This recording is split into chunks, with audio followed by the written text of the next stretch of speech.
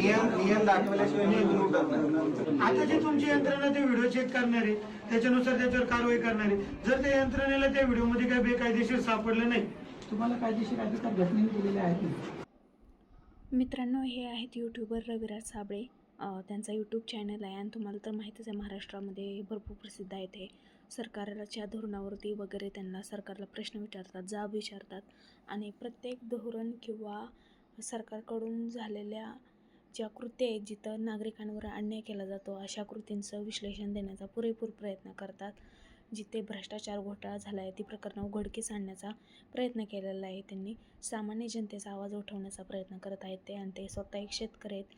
एक शेतकऱ्याचा मुलगा काय करू शकतो त्याचं हे एक बेस्ट एक्झाम्पल आहे.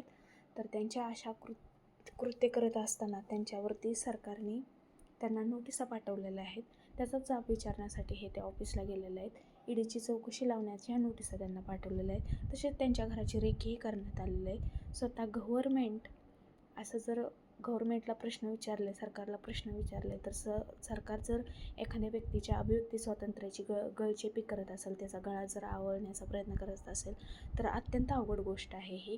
हा व्यक्ती त्या ऑफिसमध्ये जातो आहे बघा आणि तिथल्या अधिकाऱ्याला विचारतो की का मला हे नोटीस पाठवले आहे. तर त्या अधिकाऱ्याची अक्षरशः धांदली उडलेली आहे. त्याला स्वतःलाही समजत नाही की आपण काही नोटीस पाठवलं आहे. तो उत्तर काय देतो बघा की तांत्रिक अडचण आली असेल आणि तांत्रिकदृष्ट्या काहीतरी चूक होऊन तुम्हाला ती नोटीस, म्हणजे बघा तो अधिकारी काय म्हणतोय, तांत्रिक अडचणी येऊन तुमच्या नावाने ती नोटीस गेली असेल.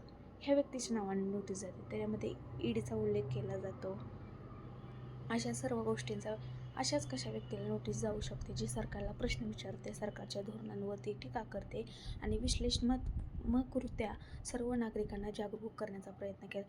हे कुठंतरी बंद झाले पाहिजे. कुणाच्याही अभिव्यक्ती स्वातंत्र्याचा गळचेपी नाही झाली पाहिजे आणि समाजातून अशा व्यक्ती निर्माण झाल्या पाहिजेत ज्यांनी आपल्या अधिकारासाठी लढलं पाहिजे आणि जनतेला सुद्धा जागृत केलं पाहिजे. प्रत्येक माणूस तिथपर्यंत जाऊ शकत नाही आणि तुम्ही प्रत्येकाची गळचेपी करणार. आपण घटनेने अधिकार दिलेले आहेत. आपण ह्या अधिकाऱ्यांनी सर्रास स्वतःच्या अधिकारांचा गैरवापर करत सदर व्यक्तीस नोटीस पाठवलेली आहे.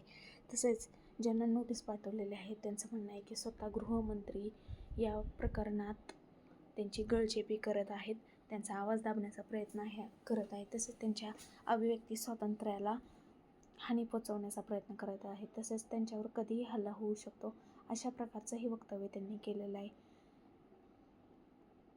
तुम्ही जी मनमानी लावली ती खुर्ची बसवून कोणाला घेणार नोटीस पाठवणार, ते मी कोणत्याही नियमानुसार. तर मित्रांनो, ह्या रविराज साबळे यांना जी नोटीस पाठवली आहे त्याच्यावरती कोणतेही नियम किंवा कलमांचा उल्लेख करण्यात आलेला नाही. सगळे नियम हे धाब्यावरती धरून ही नोटीस पाठवण्यात आलेली आहे. अधिकाऱ्याला अक्षरशः उत्तरही देता येत नाही आहे की ही नोटीस का पाठवण्यात आलेली आहे. विशेषतः सरकारी कार्यालयात बघता अधिकाऱ्यांच्या सहीशिवाय कोणतीही कामं होत नाही आहेत किंवा मंत्र्यांच्या सहीशिवाय कोणतीही कामं होत नाही किंवा मंत्र्यांच्या आदेशाशिवाय कोणतीही कामं होत नाहीत.